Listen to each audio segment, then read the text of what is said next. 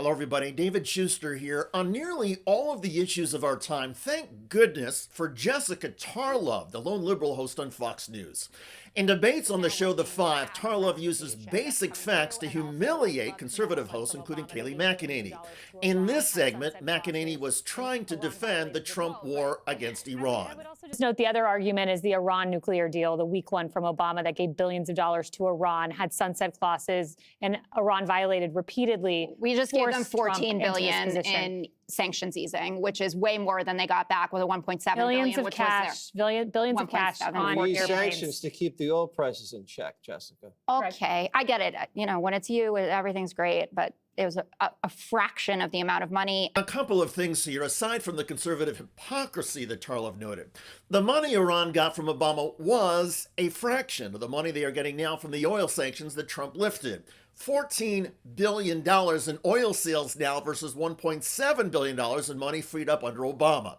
Also, the Obama cash, as McEnany put it, was actually Iran's own money that the international community had frozen and agreed to release incrementally as the Iranians met certain goals under the nuclear deal. So Kayleigh McEnany, who worked for Donald Trump in his first term, is either an idiot or McEnany assumes Fox News viewers are idiots. Perhaps both are true. And anyway, back to Jessica Tarlov. She pointed out the reason Donald Trump has to keep trying to explain his case for war is because Trump's polling numbers are awful and because the Iran war has caused energy prices to skyrocket. But he is undoubtedly being forced into this position because of, and he poo-pooed it, but over $4 for gas. His approval rating in now every poll that we've seen this week is in the 30s. We're not even talking about the low 40s. The CNN poll, he's minus 24 with men, minus 2 with white voters who don't have a college degree, minus 17 with seniors, and 65% say that his policies are making their economic conditions worse. That is unsustainable. Not even if you're thinking about a midterm. You just can't go through the rest of an administration like that. Tarlov's point, which seemed to spook her colleagues on The Five, generated headlines including this. Fox's Jessica Tarlov rattles off Trump's brutal new poll numbers. That is unsustainable. The article pointed out a CNN poll released on Wednesday showed Trump with an approval rating on the economy of 31%, his lowest ever in any CNN poll. The survey comes exactly a week after a Fox News poll showed the president notched an overall disapproval rating of 59%, his highest ever in any Fox News survey. And as CNN's Harry Enton reports, for Donald Trump, it gets even worse. This is a disaster. All these numbers are a disaster for President Trump. I mean, let's just talk about inflation, which is the name of the game. Okay, highest disapprovals on inflation about this time in a presidency. Whenever you have Joe Biden and Jimmy Carter on the board and you're matching them or slightly exceeding them when it comes to inflation, you know it's bad. Look at this. 72% in our latest CNN poll say they disapprove of the president on inflation. Joe Biden, an average of polls at this point in his presidency, 68%. And Jimmy Carter, whose presidency, just like Joe Biden's, was absolutely wrecked by inflation, was at 66%, about at this point in his presidency back in 1978. Donald Trump, even worse than they are. So you see it here, and the one word is, or phrase I might say is, oh my goodness gracious, what a disaster. Jessica Tarlov mentioned gas prices surging past $4 a gallon.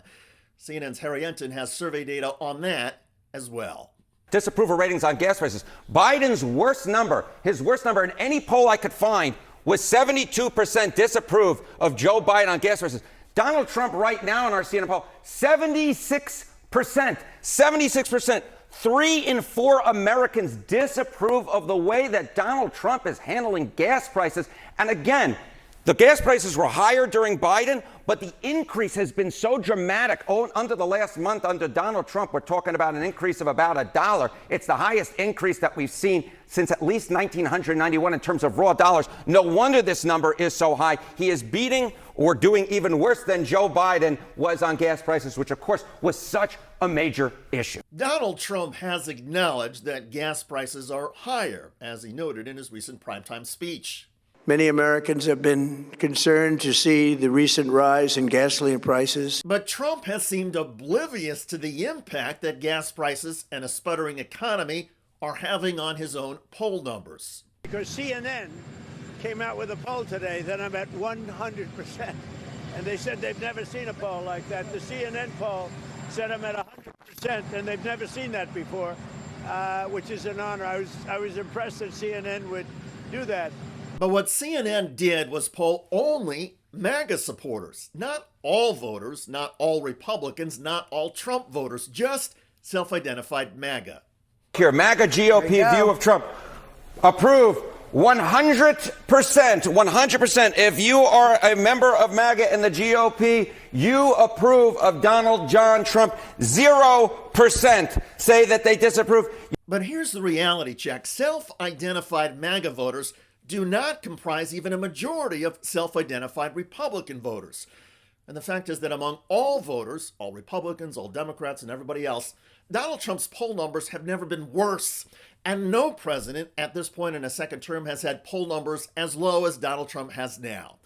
The conservatives on Fox News, including Jesse Waters and Kayleigh McEnany, can try and fool viewers about the reasons for the war or what's been accomplished so far.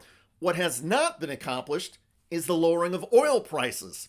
That $14 billion in Iranian oil that Donald Trump allowed onto the global market, it dropped the price per barrel by a few dollars for a few days. Now, oil is back up and has soared to over $112 a barrel.